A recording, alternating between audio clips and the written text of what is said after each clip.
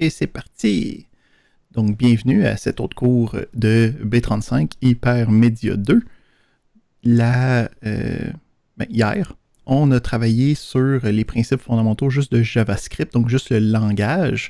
On a fait quelques exercices, on a réussi à utiliser Git, on a réussi à mettre des choses sur GitHub. Les choses s'enlignent bien. Aujourd'hui, on va plonger dans notre première partie officielle du cours, qui est la librairie de front-end React. Donc, le principe ici, c'est on a la possibilité d'aller sur le site. Donc, le site de React s'appelle tout simplement... On va juste fermer ces petites affaires-là, on en a besoin juste tantôt. Donc, le site de React s'appelle reactjs.org. Donc, le but, c'est d'être capable de construire des interfaces avec du JavaScript. On a plusieurs outils qui existent pour être capable de faire un environnement de développement qu'on va utiliser aujourd'hui. Donc, il y a une grande partie technique de comme voir c'est quoi les différentes étapes pour se construire un projet en React. Puis une deuxième partie qui va être de comprendre c'est quoi les fondements qui fait fonctionner React. Ici, on va utiliser majoritairement la documentation elle-même qui est disponible sur React, mais ils sont en train de la reconstruire, parce qu'ils ont changé il y a 3-4 ans un paradigme important de leur librairie. Puis la nouvelle version qui existe, puis qu'on va enseigner dans ce cours, n'est pas encore représentée de la bonne manière dans leur documentation officielle.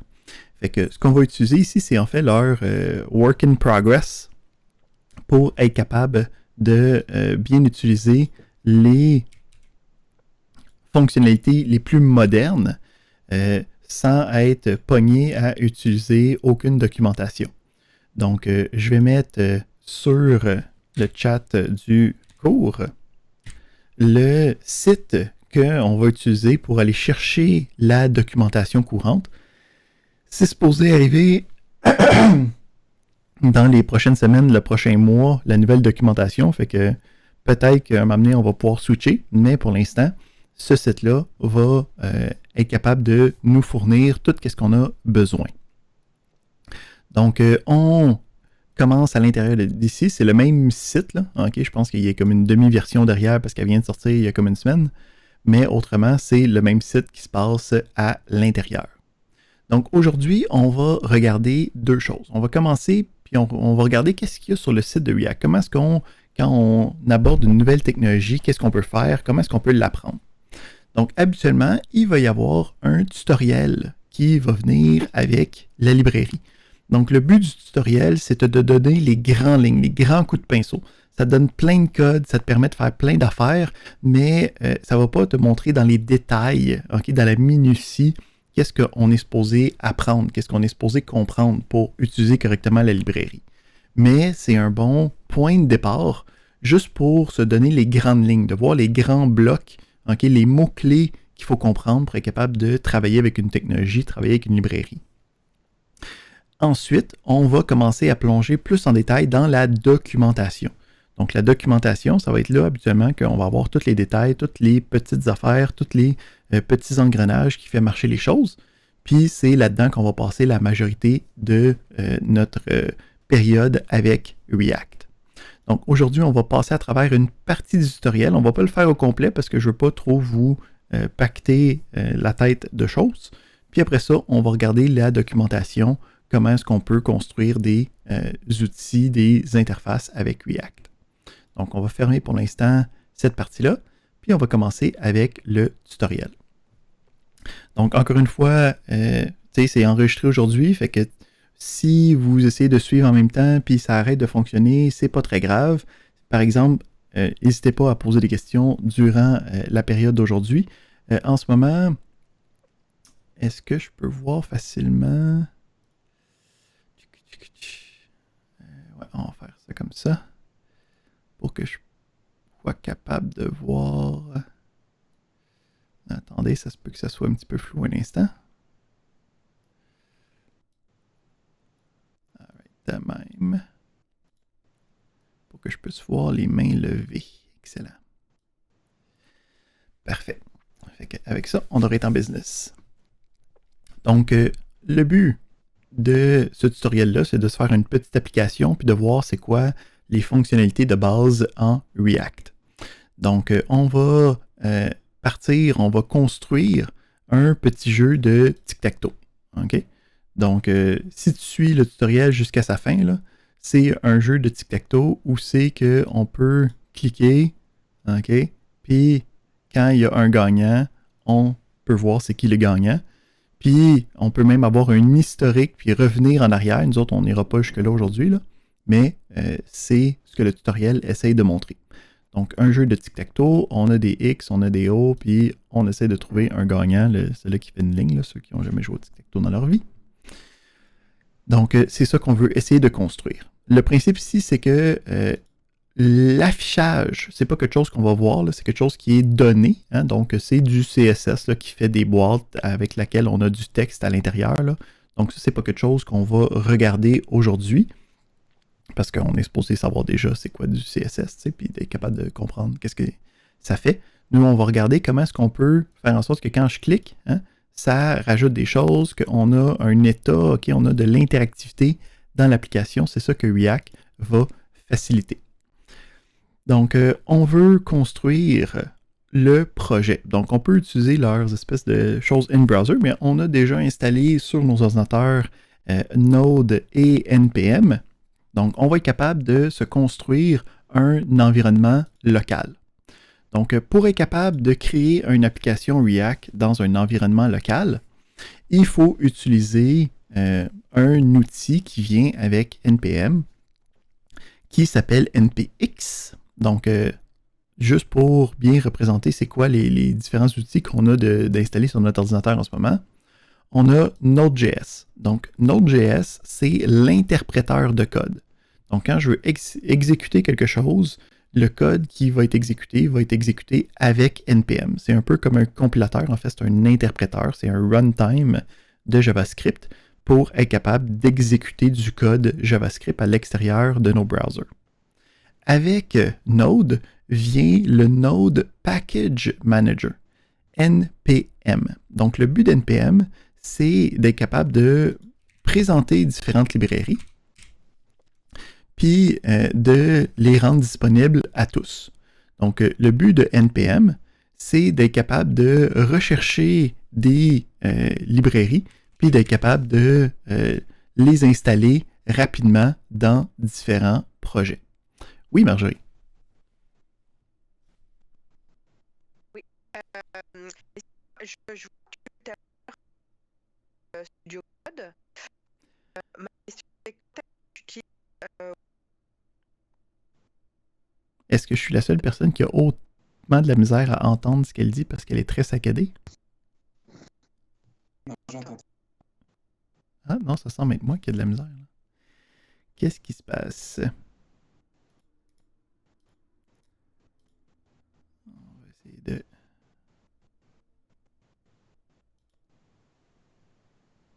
OK, peux-tu répéter ça? Je pense que j'ai fixé mon problème.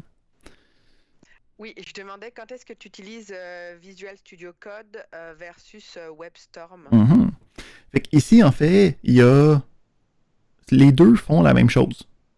Fait que aujourd'hui, je vais montrer comment utiliser les deux, puis au fur et à mesure de la session, je vais switcher entre les deux de manière complètement arbitraire.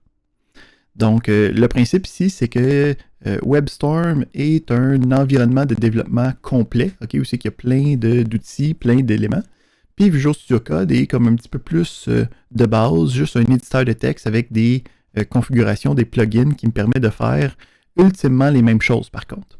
Fait que le principe ici, c'est que je veux que vous soyez à l'aise de comprendre plusieurs environnements de développement, okay, pour ne pas être emprisonné par votre choix initial d'environnement. Donc, moi, je vais utiliser les deux, puis je veux que vous n'êtes pas obligé d'utiliser les deux dans la session, là, mais vous devriez être capable de comprendre quand moi, je travaille avec les deux, puis ultimement, si vous changez de compagnie, puis il y a un nouvel environnement, ben, je ne veux pas que ça devienne une grosse barrière. Fait qu'il n'y a pas de raison d'utiliser l'un ou l'autre, en fait, dans qu'est-ce qu'on va faire. C'est vraiment une préférence personnelle. Et ça, excuse-moi, c'est une prison que choisit l'entreprise dans laquelle on va être. Oui, Soit ils ben, utilisent Visual Studio Code, soit... exact. Ou en fait, admettons que tu commences à utiliser WebStorm, puis l'entreprise que tu vas l'a pas, ben, il faut que tu sois capable de switcher. Tu sais.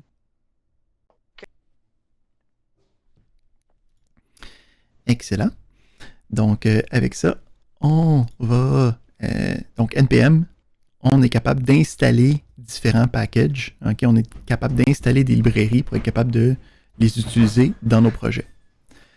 Donc, un sous-élément de ça, c'est NPX. Okay? Donc, NPX, c'est une version spéciale pour créer des projets. Okay? Donc, quand on a, justement avec React, là, on veut se créer un projet, on veut installer la librairie, on veut installer l'environnement de développement, on veut comme tout plein de faire des affaires qui ne sont pas juste du code à télécharger. On veut exécuter des choses, on veut créer des fichiers. Donc, tous ces éléments-là, NPX nous permet de le faire. Donc, on a Facebook qui ont créé un utilitaire qui me permet de créer une application de React avec un serveur web automatiquement installé, des tests qui sont là, comme tout ce qu'on peut avoir, okay, un échafaudage, un scaffolding qu'on appelait en anglais, d'un projet de base. Donc, quand je veux créer ça, c'est à moi de le présenter. Donc, quand je crée un projet avec WebStorm, ça le fait automatiquement. Okay? Donc, quand vous créez le projet avec WebStorm, vous sélectionnez React, vous allez voir que ça parle de Create React App. Là, dans Visual Studio Code, on n'a pas la création automatique du projet. Donc, c'est à nous de le faire manuellement. Donc, ici, je vais ouvrir un terminal. OK. Puis, dans le terminal, donc là, je l'ouvre directement dans Visual Studio Code, mais j'aurais pu ouvrir l'interface de commande. OK. Ici, par exemple, il faut avoir un accès direct à NPM. Donc, si ce n'est pas le cas, il faut l'ajouter dans votre path sur Windows. Si vous voulez le faire, demandez-le moi ou cherchez sur Google, j'ai des liens pour vous dire comment faire ces choses-là. Mais une fois qu'on a NPM de disponible, je vais pouvoir faire mon NPX. Donc ça, c'est quelque chose qui est déjà installé. J'invoque de l'Internet cette application-là qui va me créer une application React. Puis ça va décider ensuite de dans quel dossier je vais le mettre. Fait que là, ici, on va l'appeler, mettons, tuto React. Fait que là, dépendamment de la vitesse de ta connexion, de la capacité de ton ordinateur, ça peut prendre quelques minutes pour installer tous les packages, être capable de setuper l'environnement, puis après ça, on va pouvoir commencer à travailler à l'intérieur de ça. Donc, si on regarde dans Visual Studio Code, donc c'est un éditeur de texte, je l'ai déjà positionné dans un dossier quelconque là, que j'ai appelé React. Puis on peut voir ici que ça a créé le dossier Tuto React. Puis on peut voir à l'intérieur, ok, ça commence à écrire un paquet de fichiers. Ok, c'est en train de télécharger des choses. Puis plus spécifiquement, nous, ce qu'on va utiliser, ça va être qu'est-ce qu'il y a dans le dossier SRC, dans le dossier de source. OK? Donc, ici, dans notre tutoriel, ce que ça nous dit, on va revoir tantôt qu'est-ce qui se passe dans le dossier source par défaut, là. Mais dans notre tutoriel, ça nous dit, OK, delete tout ce qu'il y a dans ce dossier-là, puis on repart à neuf. Fait que on peut y aller de différentes manières, là. Je pourrais le faire avec les commandes dans l'interface, mais tu sais, on sait comment faire ça correctement dans notre ligne de commande. Hein? Donc, je suis maintenant dans le tuto React. Je peux voir ici que j'ai quelques dossiers. Je peux aller dans le dossier source. Puis une fois que je suis dans le dossier source, je peux déliter les différents éléments à l'intérieur. Puis là ici, si je regarde le dossier source, j'ai plus rien à l'intérieur. Fait que si je regarde ici, dans mon dossier source, hein, j'ai délité tous mes fichiers. Fait que là, c'est le tutoriel nous demande de juste recopier certains fichiers. Donc, on va juste aller chercher ces fichiers-là puis les recopier pour setuper l'interface de base. Fait qu'on a index, oups, c'est pas ce que je voulais.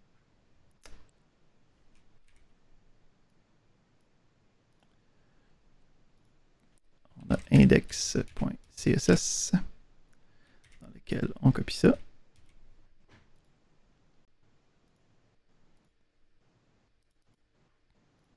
Puis j'ai index.js dans lequel j'ai ça ici. Parfait. Donc, en plus de ça, dans leur, qu'est-ce qu'ils ont dit? Ils disent de rajouter ces différentes fonctionnalités-là au top de mon index.js.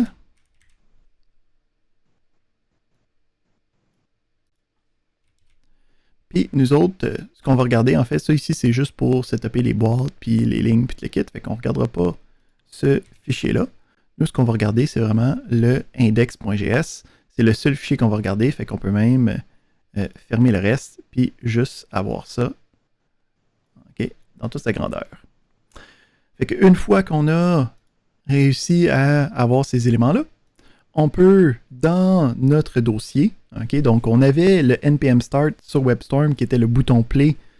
Ici, on peut avoir le npm start de disponible directement à l'intérieur. Donc, on a cet élément-là. Ça nous ouvre une nouvelle fenêtre.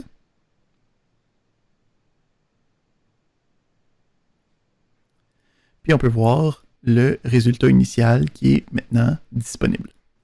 Donc on peut voir ici, on a juste le quadrillé, on a juste le texte, OK? On n'a rien d'autre, puis c'est bien correct de même. Pour l'instant, c'est tout ce qu'on a. Si je clique, là, ça ne fait rien, il n'y a rien qui se passe.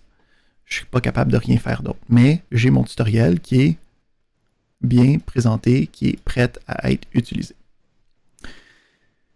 Fait que là, on va se demander, OK, c'est quoi React? OK, c'est quoi le but de React? Qu'est-ce que ça mange le matin? Pourquoi est-ce que je veux utiliser ça dans ma vie?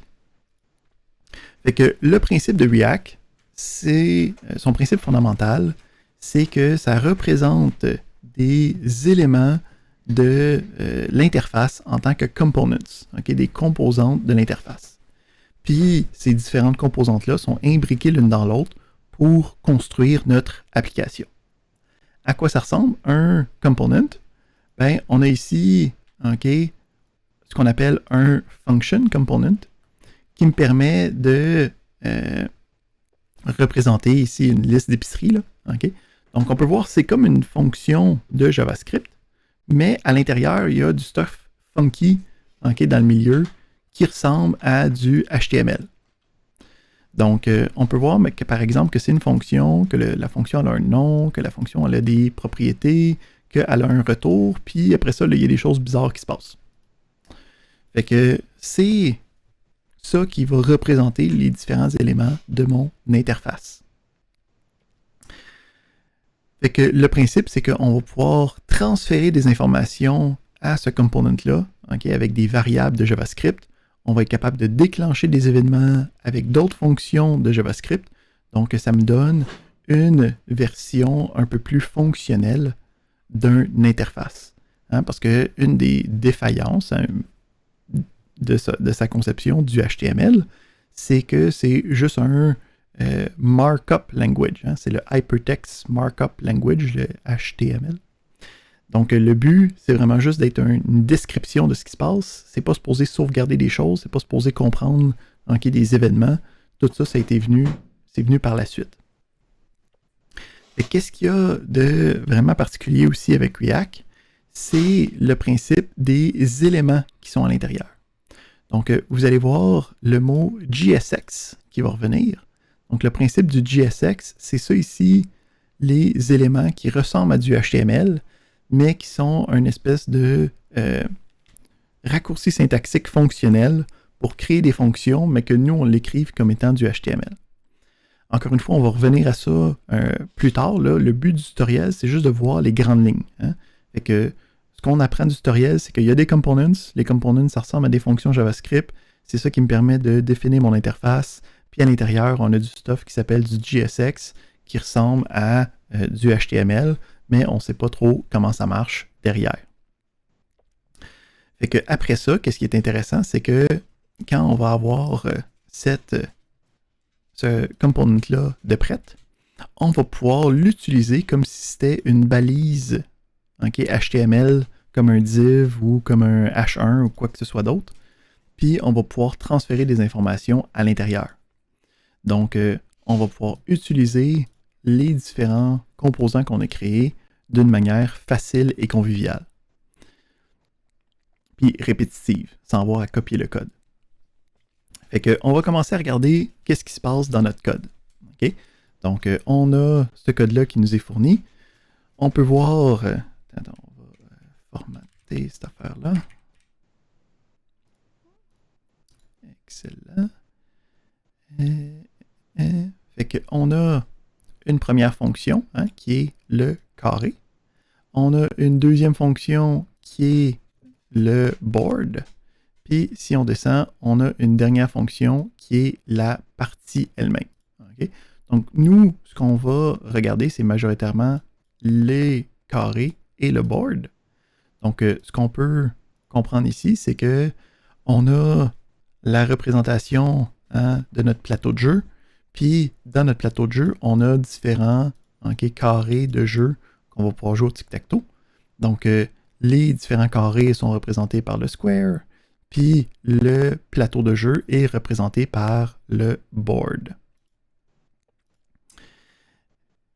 Fait que si on regarde qu'est-ce qui se passe ensuite, donc on peut voir ici que chacun des squares sont représentés par un bouton qui utilise un nom de classe. Donc ça va utiliser les propriétés CSS pour faire en sorte de faire notre petit carré qui est affiché correctement. Puis si on regarde après ça, on a notre board qui a, lui, à l'intérieur, différents divs qui utilisent une fonction renderSquare. Puis le renderSquare a l'utilisation de notre autre component. Encore une fois, c'est correct si on ne comprend pas la minutie des choses, on essaie de comprendre les grandes lignes. Fait que juste de comprendre qu'en ce moment, on a une fonction board. La fonction board a plein d'utilisations de quelque chose qui s'appelle renderSquare. Puis renderSquare, lui, utilise comme une balise qui s'appelle square. Puis la balise qui s'appelle square va utiliser le code qui est à l'intérieur de celui-ci. Fait que ce qu'on veut voir ici, c'est comment est-ce que les informations peuvent être transférées d'un élément à l'autre. Fait que on va ici utiliser ce qu'on appelle les props, donc les propriétés des components pour être capable de transférer de l'information. Donc ici, on peut voir que le renderSquare utilise une valeur 0, 1, 2, 3, 4, 5, 6, 7, 8. Puis en ce moment, dans la fonction renderSquare, on n'utilise pas cet élément-là. Fait que la première chose qu'on va faire, c'est qu'on va dire je veux passer l'information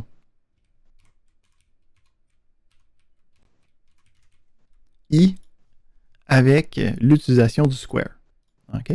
Donc le principe ici, c'est que j'ai quelque chose qui s'appelle value, j'aurais pu l'appeler banane, puis j'y passe I. Encore une fois, de voir la minutie, de voir pourquoi est-ce que j'écris value, puis il y a des accolades, tout ça, on met ça de côté pour l'instant. Puis à l'intérieur de notre square, je vais pouvoir récupérer cette information-là en utilisant ce qu'on appelle les props des components de React. Donc le but ici, ça va être de dire je vais pouvoir utiliser les values que j'ai été chercher. Puis maintenant, si je rafraîchis ma page, je peux voir que le I qui a été envoyé, donc ici je peux voir j'avais 0, 1, 2, 3, 4, 5, 6, 7, 8. Le I qui a été envoyé a été transmis au component square, puis ce component-là a été capable de l'afficher à l'intérieur de son bouton. OK? Donc, on est capable de transférer de l'information à l'intérieur, puis d'être capable d'aller recueillir ces informations-là. Qu'est-ce qu'on est capable de faire d'autre? On est capable de avoir des interactions avec notre élément. Donc, dans le bouton, on est capable d'avoir de la fonctionnalité qui va me donner la possibilité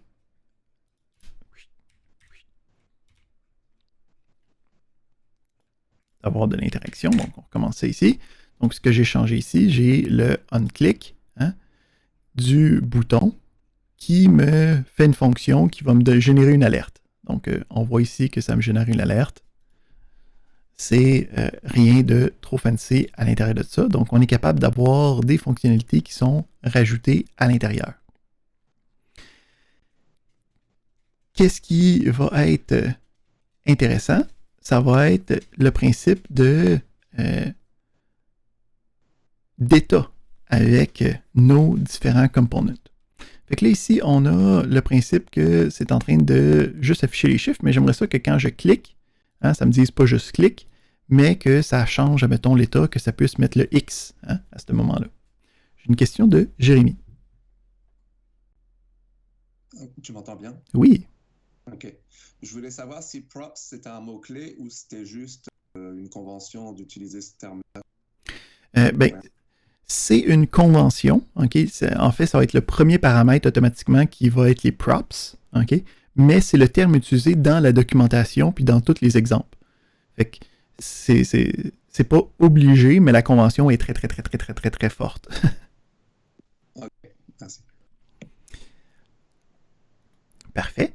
Donc, on va avoir le principe de état qui va venir en jeu. Fait que, on va rajouter des choses. Pour l'instant, encore une fois, on ne fait pas trop attention de pourquoi est-ce qu'on l'ajoute, mais on va avoir le principe d'un état qui va être disponible à l'intérieur de celui-ci.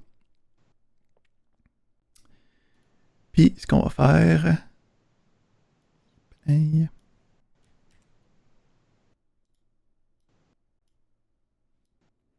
Donc, on va changer ici notre fonction.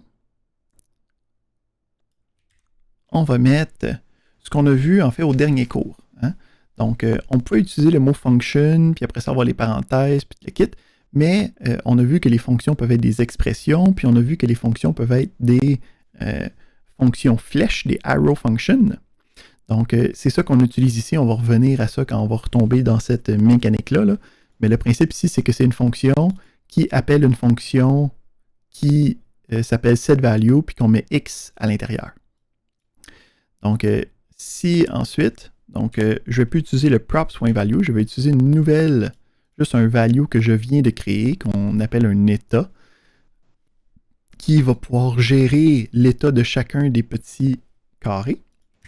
Donc, je n'utilise plus le i de tantôt, j'utilise juste une nouvelle valeur qui est par défaut nulle, puis que quand je vais cliquer sur le carré, ça va écrire la valeur x dans notre petit carré. Fait que si on regarde ici, je clique et ça met un x. J'ai maintenant une application qui est interactive. OK? Donc, on peut voir ici, je mets des x, c'est interactif, n'est-ce pas? Merveilleux. Donc, le but de... ici, on vient vraiment de représenter le but de React. Donc, on vient d'avoir une application qui est dynamique, okay, avec très peu de code. Donc, on a maintenant une application qui est capable de faire des changements à l'interne, de représenter ces changements-là, puis j'ai pas eu à écrire comme 58 000 lignes de jQuery pour être capable de représenter ça dans mon application. Excellent. Donc, c'est pas mal qu'est-ce que je voulais montrer pour la partie du tutoriel pour l'instant. Donc, il y a une troisième partie après, là, où c'est que comme tu fais que ça change de tour, puis là, tu fais l'historique, puis le kit. Mais juste avec ça, c'est comme les grosses parties initiales de React qu'on va vouloir explorer en détail durant les prochaines semaines. Donc, on a le principe de component, qui est capable de représenter un élément qui va pouvoir être réutilisable dans mon interface. On est capable d'avoir des components qui sont réutilisés dans d'autres components. Hein? Donc, on a le principe de carré, puis après ça, on a le principe de plateau qui contient plusieurs carrés à l'intérieur. On a vu qu'on peut avoir des événements qui sont reliés aux différents components qu'on a créés. Donc, quand je clique dessus, quand il va y avoir des choses qui se passent autour, on peut avoir des événements qui sont déclenchés. Puis finalement, on peut voir que les différents components sont capables de garder une connaissance de leur état, une connaissance de leur configuration, variable, informations qui viennent avec eux. Donc, c'est comme ça les grandes lignes que React nous permet de faire. Fait que ça nous a fait le tour de la première partie d'aujourd'hui, qui était avec le tutoriel. On va ensuite, on va prendre une petite pause, puis après ça, on va revenir, puis on va venir regarder plus en détail la documentation qui va nous dire, OK, en détail, tout ce qu'on a vu tantôt, là, on va prendre 2-3 semaines là, pour regarder toutes ces affaires-là, comment est-ce que ça marche vraiment, qu'est-ce qu'on a besoin, qu'est-ce que moi je peux faire pour mes différents projets. Puis dans la troisième partie du cours, il va y avoir un devoir à faire qui va être notre première petite application React. Donc on prend une pause, on revient dans une dizaine de minutes, fait qu'à 10 heures.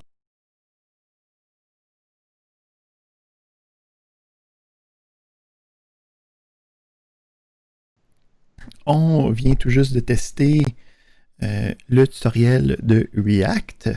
Puis là, on va tomber dans plus la minutie des choses, la documentation pure et simple de React elle-même. Avant de faire ça, on va arrêter notre petite expérimentation ici. Donc, on a fini avec notre projet de tutoriel. Donc, je peux arrêter le serveur qui vient avec. Donc, ça, c'est un serveur qui était automatiquement sur le port 3000. J'en avais plus besoin. Puis, on peut sortir de là. Puis, on va pouvoir fermer aussi ce fichier-là. Je peux même, maintenant que j'ai terminé avec ça, déliter cette affaire-là. J'en ai plus besoin. Parfait. Fait que on va commencer avec juste un petit rappel. Hein. On a le Create React App. Le but de Create React App, c'est de tout construire qu'est-ce qu'on a besoin dans notre application. Comment est-ce que ça fonctionne? On utilise la suite d'outils NPX, qui vient avec NPM, qui vient avec Node, pour activer l'utilitaire. Puis lui, il a besoin d'avoir un paramètre qui va être le dossier dans lequel je veux construire mon application. Si j'ai besoin d'avoir une application qui est dans le dossier courant, je peux aussi utiliser le point. Donc, create React app. Je peux utiliser le point pour dire que ça va être dans le dossier courant. Là, je pense qu'il n'aime pas que mon dossier s'appelle React, par exemple. Fait que on ne pourra pas faire ça. On va donc le construire dans doc React.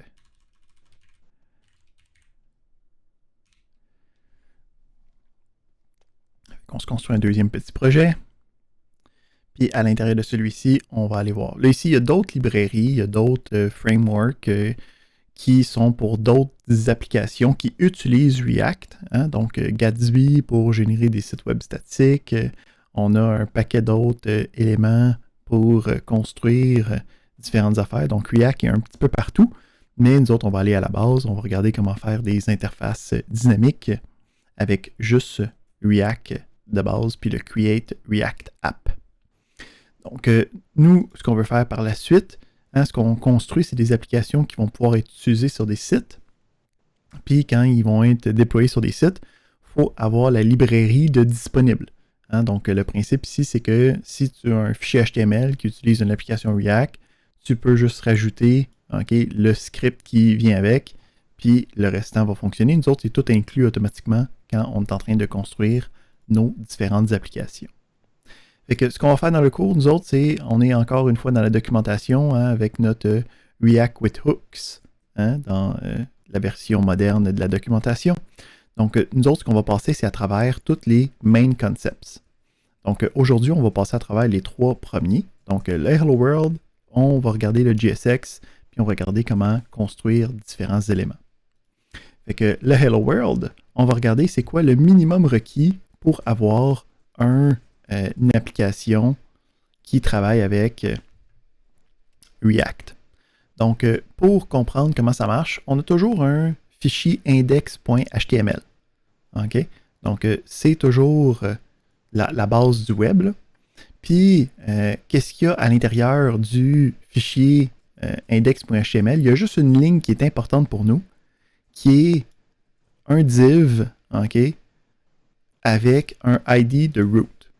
C'est la seule chose qu'on a besoin dans notre index.html pour faire fonctionner notre application avec React.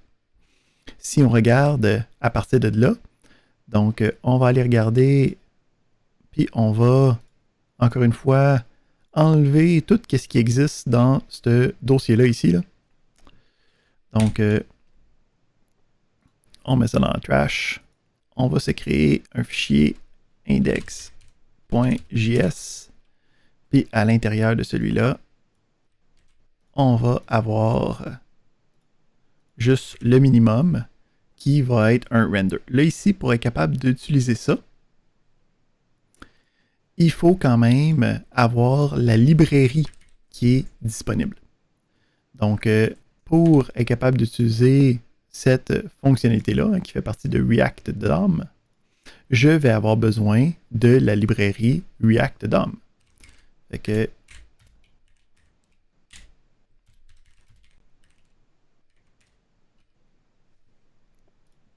j'ai besoin d'avoir ces éléments-là minimalement à l'intérieur de mon index.js. Fait que juste avec ça, on devrait être capable de faire quelque chose. Fait que si on s'en va dans notre dossier, on fait notre npm start.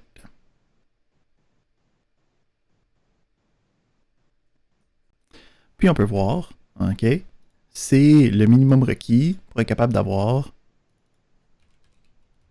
Si je modifie ça, je rafraîchis, je peux voir que on voit les modifications qui apparaissent.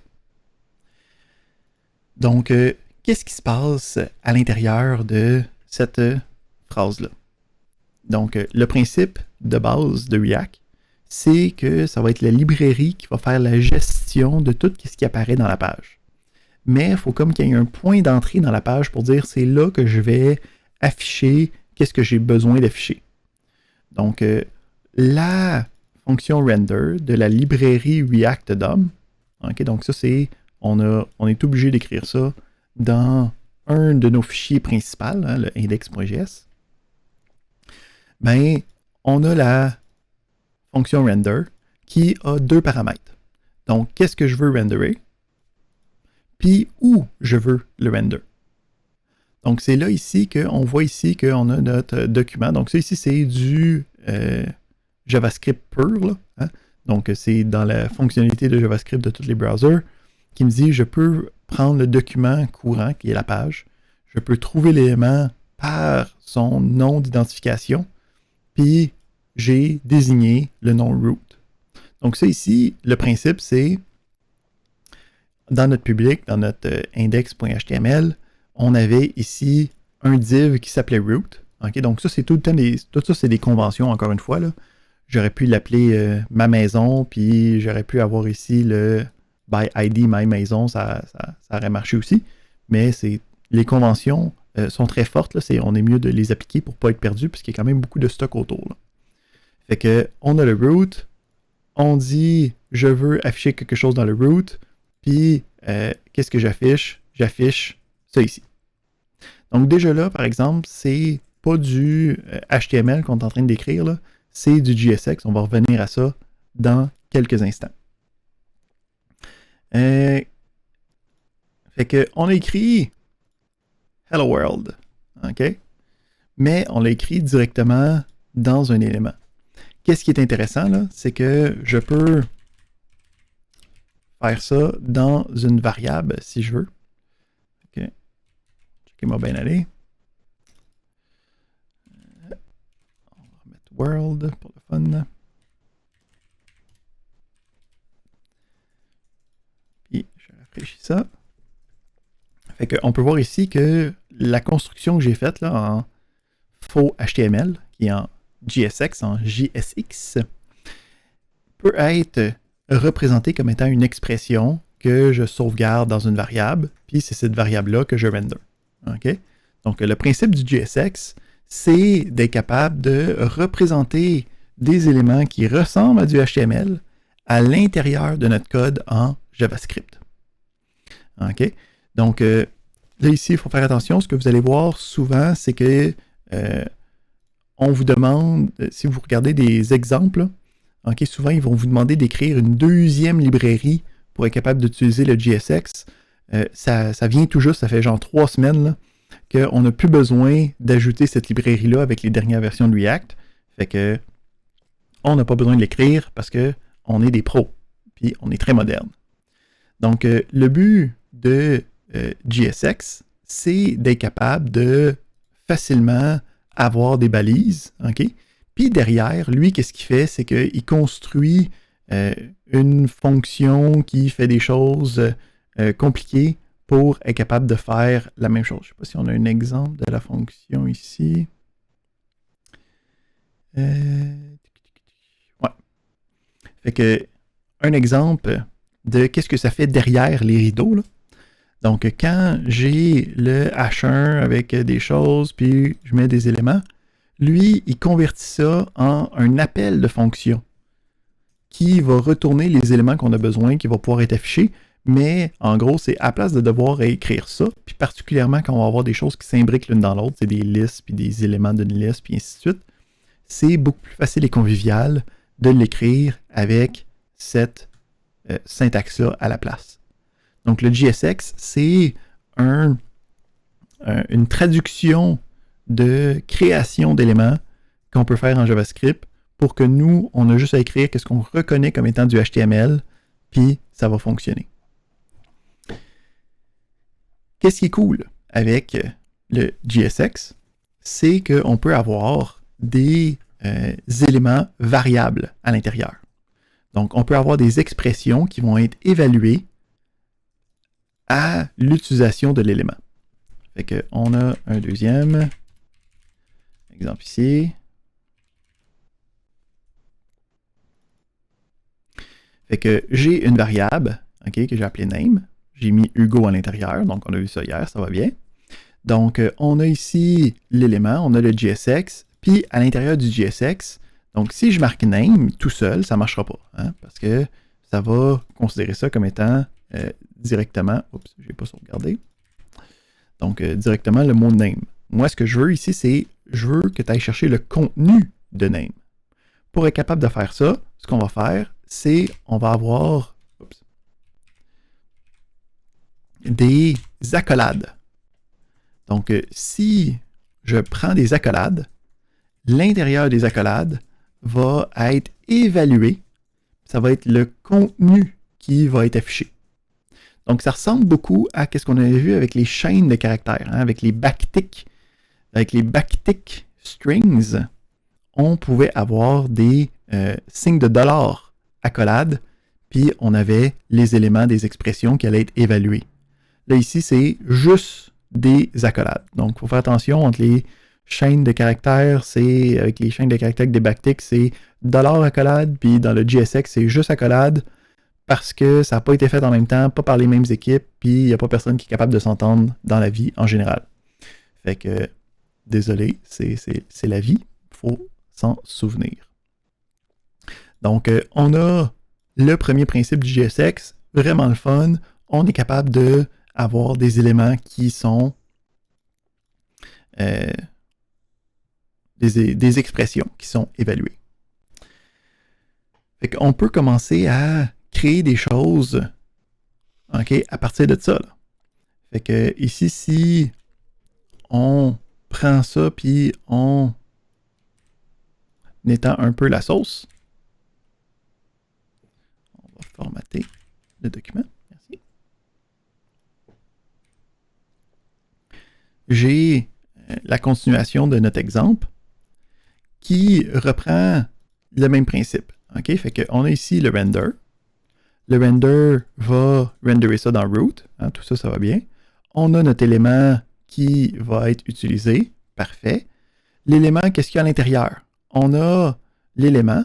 Puis ici, j'ai mis ça sur plusieurs lignes. Donc, vous allez souvent voir ça dans la documentation, dans les exemples, parce qu'on veut que ce soit le plus lisible possible. Fait que je mets la balise ouvrante, je mets la balise fermante, puis je mets entre les deux, avec un niveau d'indentation additionnel, qu'est-ce que j'ai besoin. Là, pour être capable de faire ça sur plusieurs lignes, quand j'ai des balises sur plusieurs lignes de JSX, il faut que je l'entoure de parenthèses. Okay, donc ici, on peut voir, j'ai les parenthèses, j'ai ensuite les balises. Une fois que j'ai le stuff que je veux avoir, je ferme la balise, je ferme la parenthèse, puis là, je peux mettre un point-virgule, mais c'est pas obligatoire en JavaScript en général. C'est facultatif. Fait que je regarde, qu'est-ce qui se passe avec ça? J'ai des accolades. Okay? Donc, le contenu de ça va être évalué. Ça va trouver le résultat, puis c'est ça qui va être affiché. J'ai une fonction qui s'appelle format name, puis je lui envoie user. User qui est une constante, qui est un objet avec deux clés. First name, last name. OK, on va customiser ça.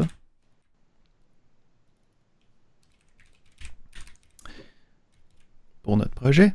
Puis après ça, la fonction formatName retourne la concaténation, parce que ça utilise des chaînes de caractères du first name et du last name. Fait que si on rafraîchit ça, qu'est-ce que ça nous donne? On a le Hugo Leblanc qui est affiché. J'ai une question de Steve. Tu es muté. Excusez. Pas de problème.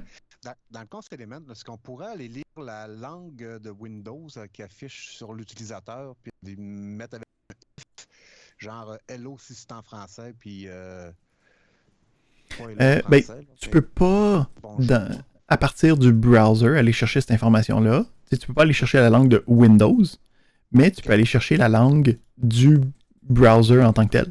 OK, ça c'est possible. Fait que dire, si ton browser, il y a des préférences, là, puis tu peux lui dire si c'est en français, si c'est pas en français, et ainsi de suite, travailler avec. La localisation, c'est ça en fait que tu es en train de parler, c'est de la localisation de contenu. Il y a des librairies de React qui font ça de manière facile et conviviale. OK, fait que si on va chercher, là,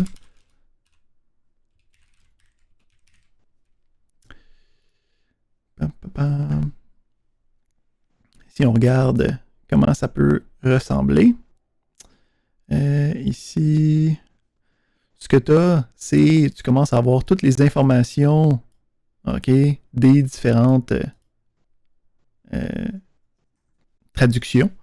Puis à partir de ça, si on regarde, admettons, ici, où c'est que je vais avoir le... Fait qu'on a ici un exemple là, qui utiliserait ça, où c'est que ça utiliserait un élément de translation qui va juste utiliser comme une fonction prédéfinie là, qui est T. Là, ça dépend de la librairie. Là. Mais à partir de là, ça pourrait aller chercher comme le texte, puis comme être capable de faire qu'est-ce que ça a besoin, et ainsi de suite. Mais il y a des librairies pour ça qui sont automatiquement... qui gèrent tout ce que tu as besoin de faire. Ici, le grand principe, c'est que dans le web moderne, il y a eu des centaines de millions d'heures de personnes qui ont travaillé pour toi. Si tu fais quelque chose qui semble vouloir être fait par 10 personnes minimalement, il y a sûrement quelqu'un qui l'a déjà fait, il faut juste que tu le trouves. Okay. Une grande partie d'être un développeur web moderne, c'est de trouver les solutions des autres puis de les intégrer dans ton projet, puis de les faire marcher dans ton projet. Mais c'est une excellente question. Mais on revient à nos moutons. On parlait du JSX, puis comment ça marche. Fait que le principe, c'est le JSX, c'est aussi une expression en tant que telle. Ça veut dire que tu peux retourner du JSX. Fait que ici, on va avoir un exemple.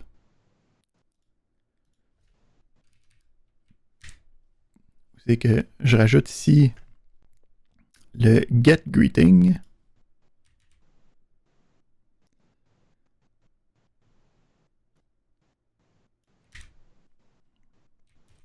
OK? Donc, en ce moment, ça ne change rien. OK? En fait, le getGreeting, il le met dans un double H1. Attends, on a format user, puis on a élément. Enfin, on n'a plus besoin d'éléments, on a juste besoin de getGreeting user ici. Enfin, je peux juste prendre ça ici, refaire ça. Donc, on a ici le getGreeting qu'on envoie user, OK? Puis le getGreeting peut envoyer qu'est-ce qu'on a besoin. Puis, en plus de ça, on peut détecter est-ce qu'il existe ou pas. Parce que si, admettons, lui, pour des raisons quelconques, il est non fonctionnel, non, je veux juste l'enlever, en fait. Hop là, je veux pas qu'il soit nul. Ou juste undefined. Merci. Il aime pas que ce soit un const.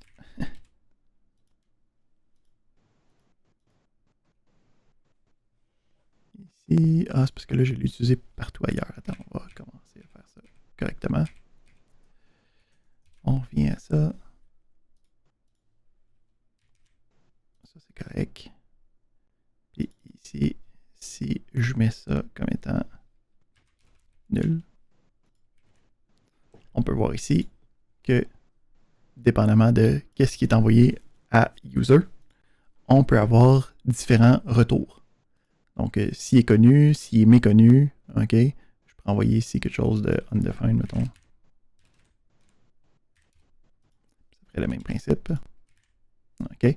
Donc, s'il n'est pas reconnu, il ne va pas l'utiliser. Mais s'il y a quelque chose à l'intérieur de user, il va commencer à utiliser le format user.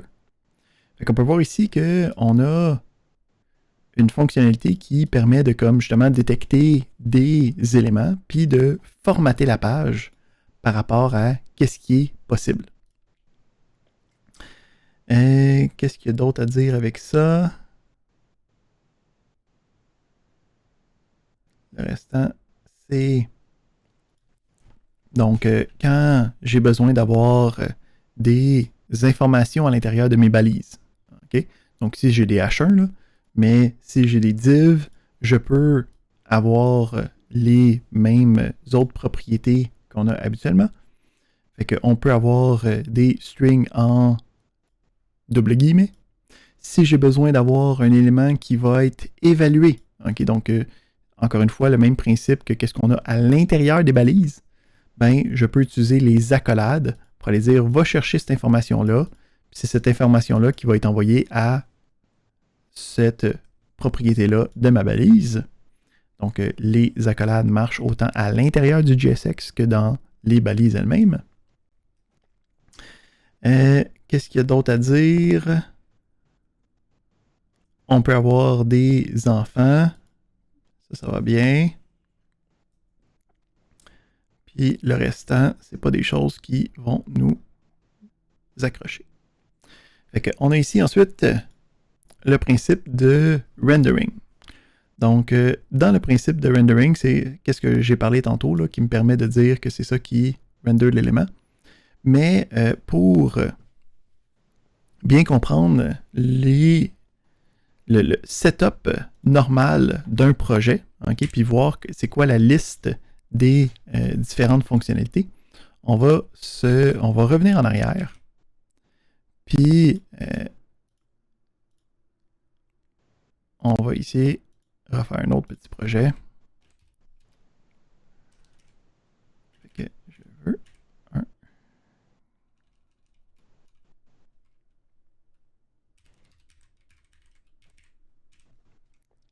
Pour voir c'est quoi les différents éléments de base qui sont là.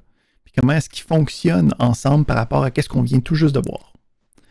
Fait que on va trasher notre ancienne affaire.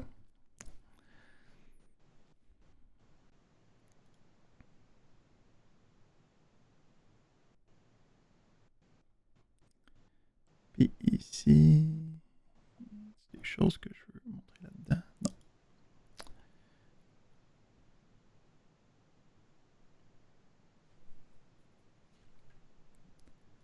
Je pense qu'on peut commencer à regarder les différents éléments. Fait que on revient, là on a le scaffolding de base. Hein?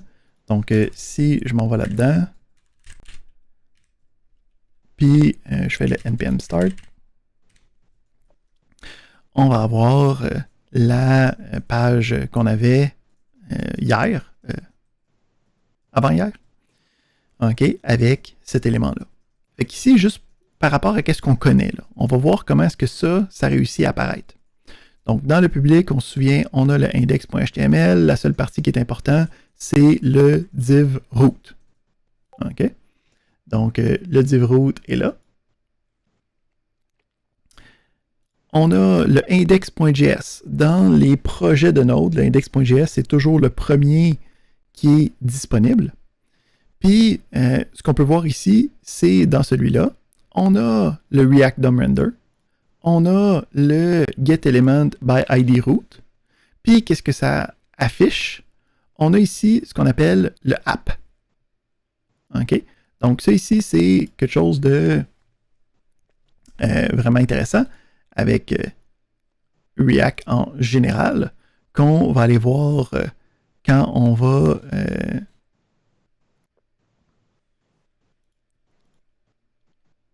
regarder notre deuxième fichier, qui est notre app.js. Donc, le principe ici, c'est que ce component-là, c'est un component de React qui est disponible à partir d'ici. OK? Donc, si je regarde dans le app.js, OK, je peux voir que j'ai un function qui retourne du JSX. Puis là, je peux voir en fait que qu'est-ce qui est écrit ici, là. OK, le edit code source.js, c'est venu là. C'est ça qui est écrit ici, là. OK? Fait que je peux effacer ça, sauvegarder ça, puis je peux voir ici que, ben, gadon, ça se modifie automatiquement. OK? Donc, en plus, en ce moment, de la manière qui est setupée par défaut avec tous les outils qu'on a en ce moment, là, j'ai juste à modifier le app.js, puis c'est là que je vais pouvoir voir ce qu'on appelle un hot reload. OK? Fait que si je fais juste le modifier, je sauvegarde, puis c'est modifié de manière dynamique. J'ai une question de Jérémy. Oui, j'étais juste curieux de savoir c'était quoi la balise code. Ici, c'est juste pour avoir le italique. OK, donc ça formate comme si c'était du code. Donc, ça utilise un monospaced font. C'est dans le HTML, là. C'est pas une balise spéciale. Ouais, je la connaissais pas. Merci. Donc, on a les balises de base. Donc, on a le header, on voit l'image ici, qui est celui-là. Là, il y a du CSS qui fait que ça bouge, là. OK, donc le app logo. Mais à part ça, on a un paragraphe, on a un lien, puis on a le nom de qu'est-ce que je peux cliquer. OK? Donc, tout ça ici, c'est du HTML de base, là, OK, qui est dans du JSX. Il n'y a rien de spécial là-dedans. Fait que nous autres, on va être capable de commencer à dire écrire des choses, puis travailler là-dedans.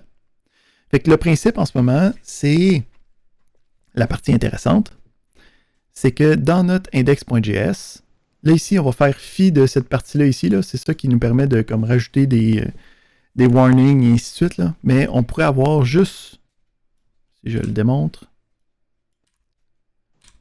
juste le app tout seul, OK? Puis ça ferait la même chose. OK? Donc, on va regarder comment avoir des composantes qui travaillent ensemble avec React. Fait que le principe, c'est qu'un component, comment ça marche? C'est qu'on va avoir le nom, OK? Puis ça va retourner qu'est-ce que j'ai besoin à l'intérieur. Parfait. Ça c'est bon, ça c'est bon. Fait qu'on va commencer ici avec un premier petit exemple. Je veux juste le welcome en ce moment.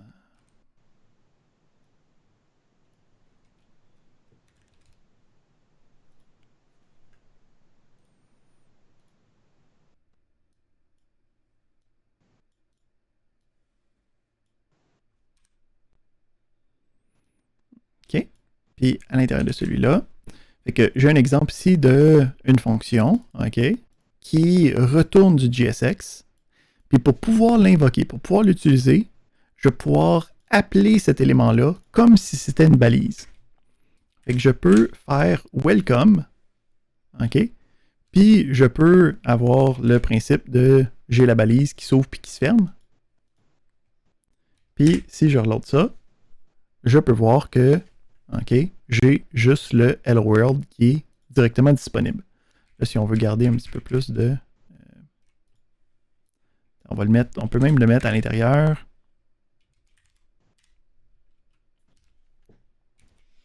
OK? Donc, on a notre Hello World qui est ici.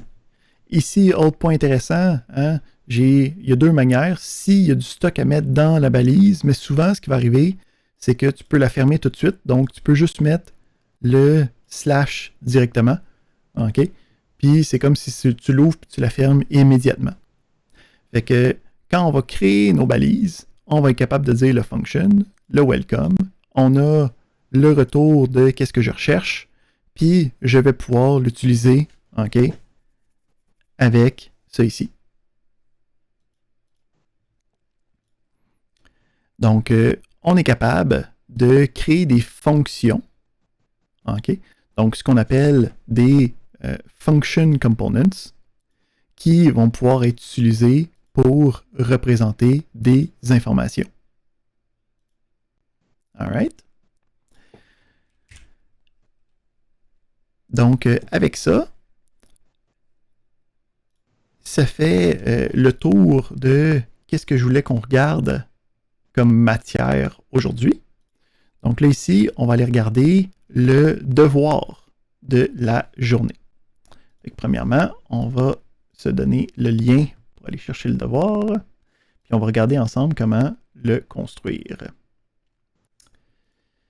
Comme ça. Comme ça. Donc, devoir. Comme ça.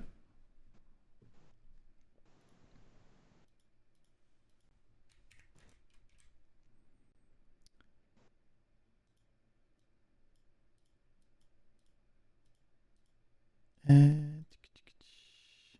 que je fasse quelque chose de plus avant pour moi.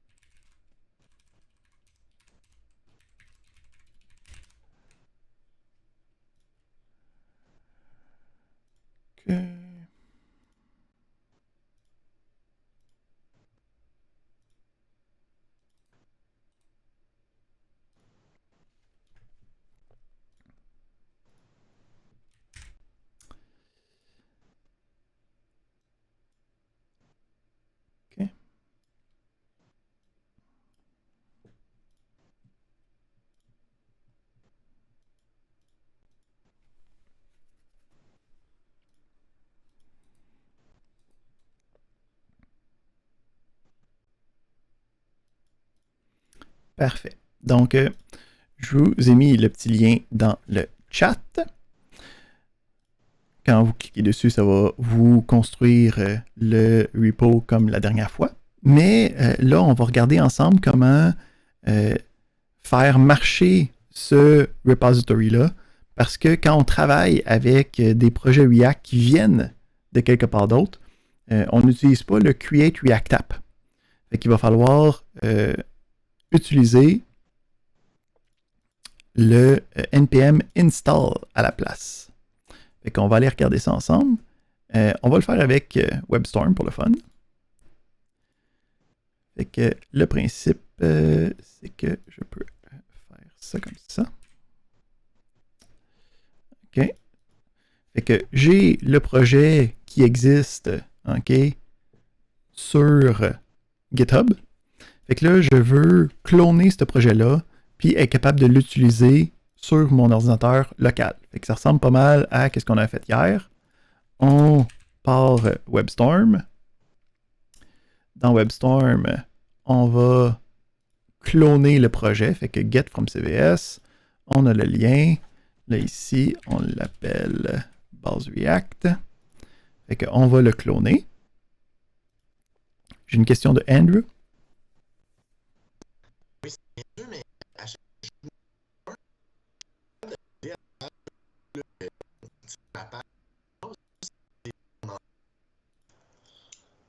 Pardon, peux-tu répéter? Ça a coupé pour moi. c'est un peu. C'est juste qu'à chaque fois que j'ouvre mon WebStorm, ça l'accède jamais à une page vide comme vous. Là, ça l'accède toujours à mon ancien projet, même si je l'ai fermé. Et c'est à la page par défaut, là, comme vous au début.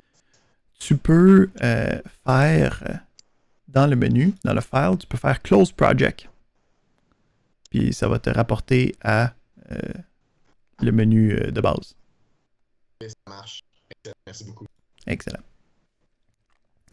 Fait que ici, le principe, c'est que quand on télécharge un projet, okay, le projet lui-même n'aura pas la librairie de React d'installer parce que la librairie puis tout le projet, c'est comme une centaine de megs. On n'a pas besoin de sauvegarder ça parce que c'est tout le temps la même qu'on va télécharger, c'est tout le temps la même qu'on va aller travailler avec. Fait que quand on télécharge un projet, okay, de NPM, puis dans ce cas-ci plus précisément de React, il va venir un package.json avec. Okay? Donc, dans le package.json, il va y avoir les différentes librairies qu'il faut qu'ils soient téléchargées. Donc, on peut voir ici, on a le React, on a blablabla. Fait qu'il y a comme toutes les affaires qui représentent le projet.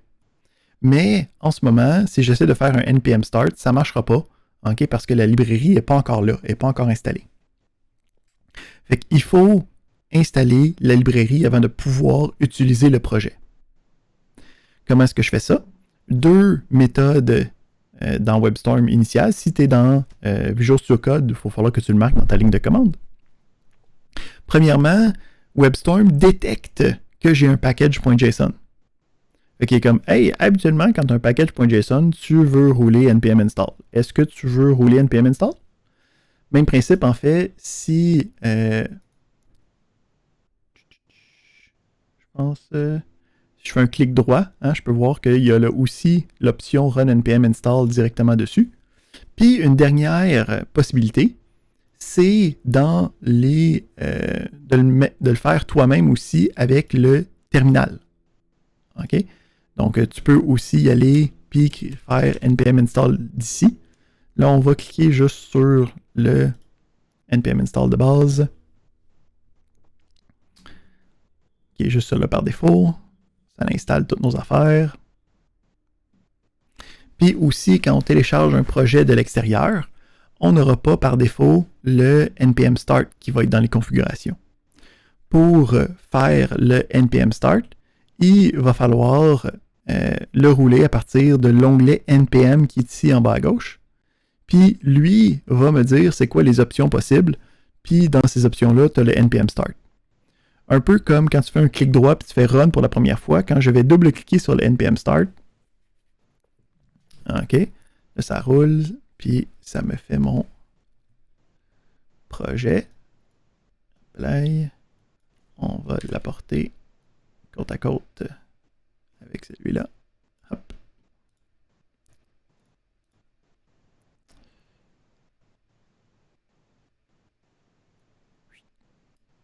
OK. Donc, on a le npm start qui est maintenant ici, puis qu'on peut travailler avec facilement. OK? Donc, là, la question, c'est qu'est-ce qu'on a à faire aujourd'hui? OK? Donc, ce qu'on a à faire, c'est de répondre à les instructions du README. Donc, quand on a un projet, il va toujours habituellement avoir un README qui vient avec. Dans ce cas-ci, ça va être les instructions de qu'est-ce qu'on a à faire pour le devoir. Donc, le but ici, c'est de construire une application avec des components, OK? Puis, plus tard, pour l'instant, là, on n'est pas obligé d'utiliser des props là, pour envoyer l'information. Ça va être au prochain cours qu'on va voir ça. Mais, puis ce devoir-là, en fait, il va se faire sur 2 cours. Là, fait qu'on peut commencer à travailler aujourd'hui, mais c'est pas nécessaire de tout faire ce qui est demandé dans les instructions de base pour l'instant. Donc, ce qu'on va avoir ici, c'est dans notre fichier source, on a le app.js. Donc, on a besoin de faire afficher des citations. OK? Les citations sont contenues dans un fichier quotes.json.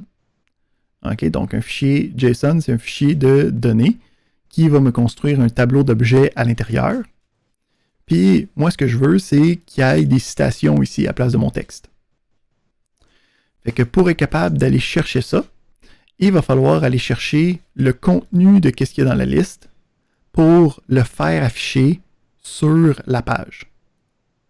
OK? Donc, dans le README, vous avez un exemple de qu'est-ce que je m'attends à ce que ça donne. Donc, le but ici, c'est qu'il faut être capable d'aller chercher des citations de manière aléatoire. OK? Donc, dans le quotes.json, il y en a 500 quelque chose, là, je pense. Là. OK? Une centaine. Puis, je vais aller en chercher de manière aléatoire pour faire en sorte que quand tu rafraîchis la page, ça va juste mettre des citations de manière random. Fait que si on regarde comment est-ce que ça fonctionne, OK, si je regarde la liste, comment elle fonctionne, je peux faire des console logs. Hein? Donc, quand je fais ça, ça rafraîchit ma page. Puis, une fois que j'ai rafraîchi cette page-là, donnez-moi un instant. Faut que,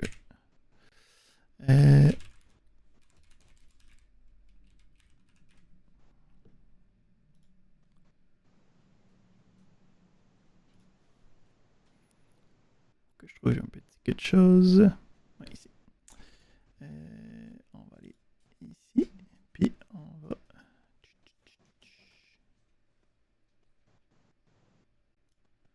c'est pas ça que je veux.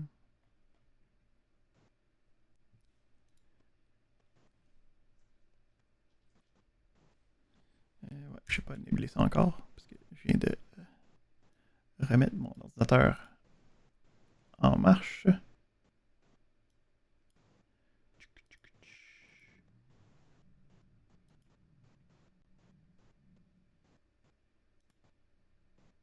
Et voilà. Okay. J'ai besoin de ça ici. Puis là, je veux avoir ça ici.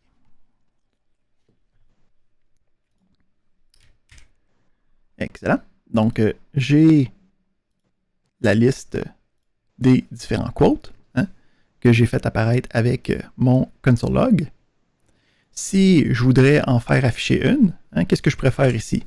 Ben, j'ai ma liste qui contient des quotes, qui est un tableau. OK? Comme ça. Puis, admettons, je vais aller chercher la 12e. Puis, je vais aller chercher le quote de celui-là. Là, évidemment, si j'essaye juste ça, ça ne marche pas, là. Parce que là, j'ai juste le texte directement. Si je veux avoir le contenu, qu'est-ce que j'ai besoin? J'ai besoin d'avoir ça à l'intérieur de... Oups, c'est pas ce que je recherche. Mauvais Python. J'ai besoin que ça soit à l'intérieur de... J'ai dit... À l'intérieur de... accolade. Si j'essaie ça, je peux voir que ça me donne le contenu de la quote. Fait que là, le principe, c'est il faut être capable d'avoir quelque chose qui va faire ça, qui va en afficher 3, mais de manière aléatoire. Donc, il faut se créer peut-être une petite fonction qui va regarder il y en a combien, qui va déterminer, qui va en choisir une au hasard. Puis en fait, à chaque fois que je rafraîchis ma page, j'aimerais ça que j'aille 3 quotes comme présenté dans le README. Donc, c'est ça qu'on a à faire pour le restant d'aujourd'hui. Puis jusqu'à jeudi de notre prochain cours. Et ici, je vois qu'il y a une main levée de Andrew. Je ne sais pas s'il y a encore une... C'est la même question. C'est une vieille main, comme on dit. OK.